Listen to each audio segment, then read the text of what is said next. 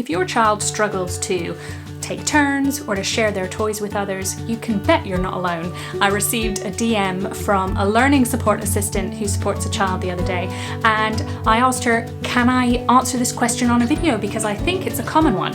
Let me read out your question, and then in this video we'll dig into some of the ideas that I have around how we help children to understand how to share and take turns.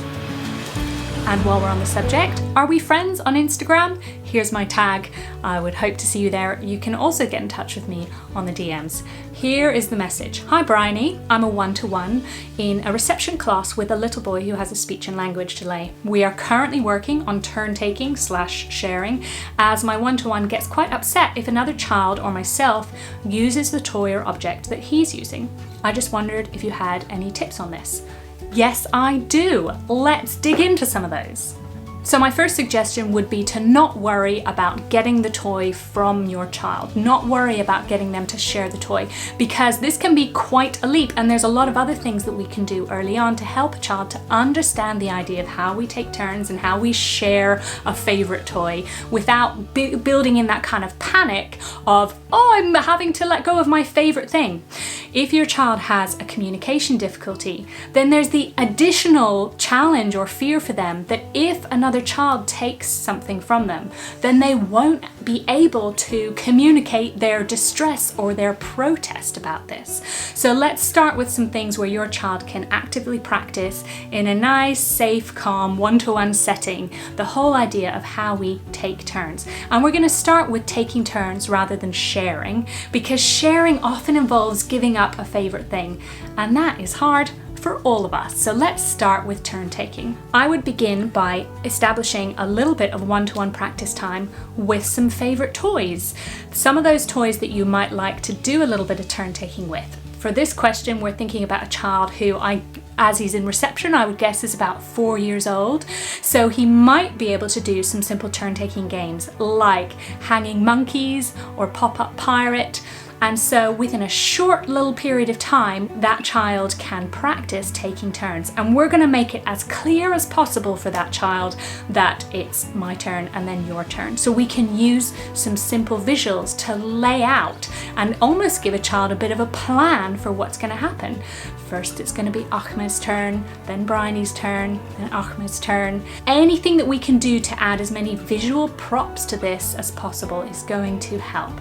So with something like the classic pop-up pirate, it's really useful because we can even lay out the swords next to each turn so that they can see the turns going along. You can practice turn taking with key objects without asking your child to give it up. So for example, if you have some musical instruments, maybe you can both have a shaker so that it's your turn to shake and then it's my turn to shake. So we have that idea of taking turns with objects without having to give it up. Then we might be able to move smoothly into just having one shaker. We take turns shaking, but now there's only one shaker, so we have to pass it over to each other.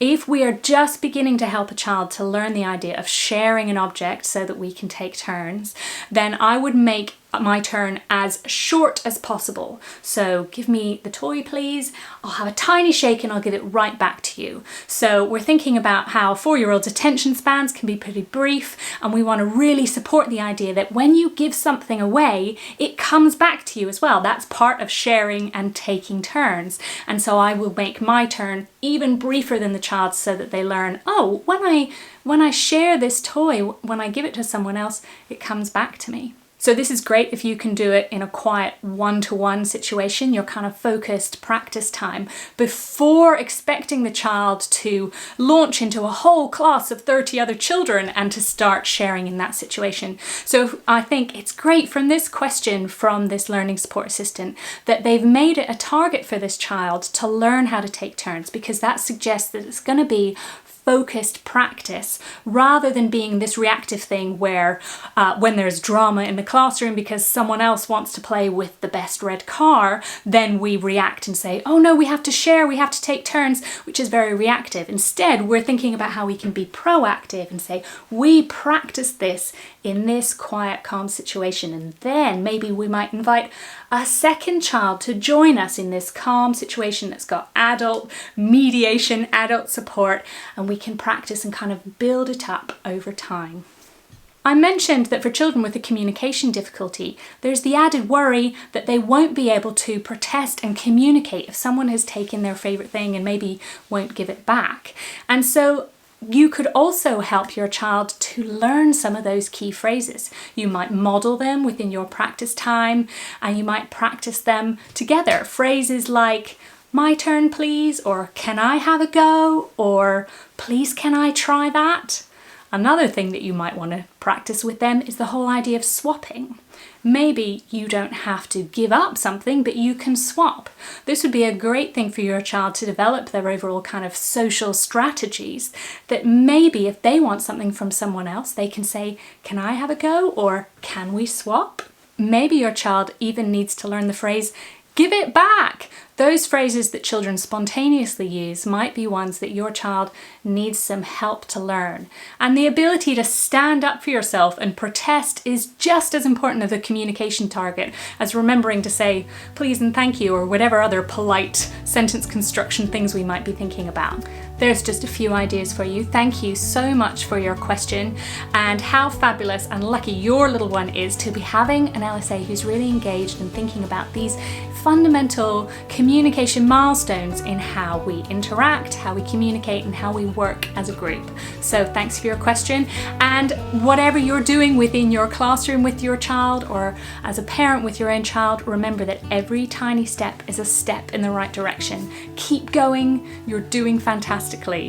And I would love to hear from you. If you have any other questions, you're welcome to let me know in the comments or send me a DM. Thanks so much. My name's Bryony Rust. I'm a speech and language therapist here at Salt by the Sea, and maybe if you found this video useful, give it a thumbs up, makes my day. And I'll see you around soon.